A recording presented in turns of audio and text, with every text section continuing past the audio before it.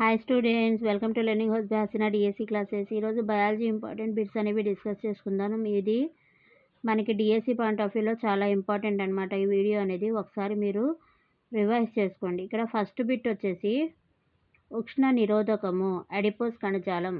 ఉష్ణ నిరోధకము అడిపోస్ కణజాలం. పొడవైన స్థూపాకారపు శాఖలు లేని కణజాలం అస్థి కండర కణజాలం. పొడవైన స్థూపాకారపు శాఖలు లేని కణజాలం అస్థి కండర కణజాలం. స్థితిస్థాపక కొల్లాజన్ తంతువులు మృదులాస్థి. స్థితిస్థాపక కొల్లాజన్ తంతువులు మృదులాస్థి. ప్యాకేజింగ్ ఏరియోలార్ కణజాలం. ప్యాకేజింగ్ ఏరియోలార్ కణజాలం. స్థూల పోషకాలు నైట్రోజన్, కాల్షియం, ఫాస్ఫరస్, పొటాషియం. వీటిని స్థూల పోషకాలు అంటారు. Nitrogen, calcium, phosphorus, potassium. వీటిని స్థూల పోషకాలు అంటారు. ఆహారాన్ని క్షారయుతంగా మార్చేది క్లోమరసం. ఆహారాన్ని క్షారయుతంగా మార్చేది ఏది? క్లోమరసం. జీర్ణాశయంలో ఆహారం ఆమ్లత్వం కలిగి ఉండటం HCl వల్ల జీర్ణాశయంలో ఆహారం అనేది ఆమ్లత్వాన్ని కలిగి ఉంటుంది. జీర్ణాశయంలో ఆహారం ఆమ్లత్వాన్ని కలిగి ఉండటం ఏంటి? HCl వల్ల.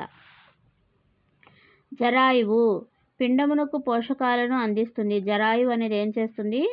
పిండమునకు పోషకాలను అందిస్తుంది. గర్భాశయము యోనిలోనికి తెరుచుకుంటుంది. గర్భాశయం అనేది యోనిలోనికి తెరుచుకుంటుంది. పిండము క్రమేణా భ్రూమణంగా మారుతుంది. పిండం అనేది క్రమేణా భ్రూమణంగా మారుతుంది.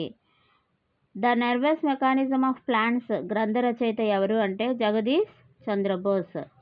The nervous mechanism of plants గ్రంథ రచయిత ఎవరు?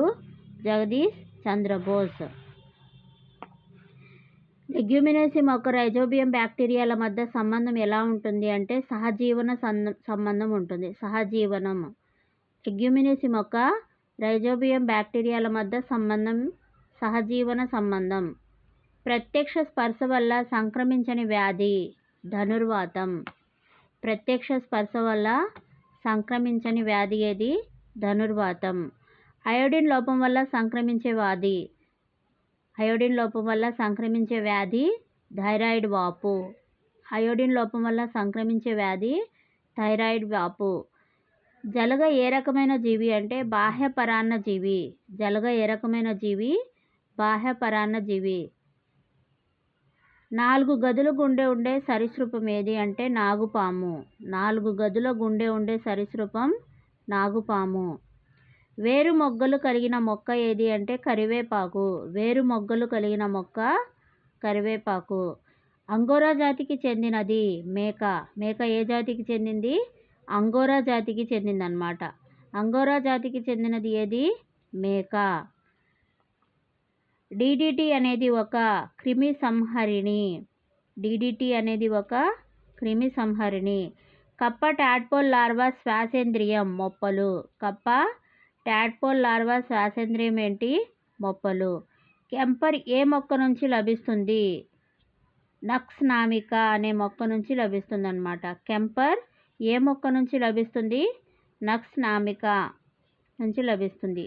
క్యూరింగ్ అంటే కాటేజ్ జున్నును కొన్ని పద్ధతుల ద్వారా మార్చటం. క్యూరింగ్ అంటే ఏంటి? కాటేజ్ జున్నును కొన్ని పద్ధతుల ద్వారా మార్చటం అన్నమాట.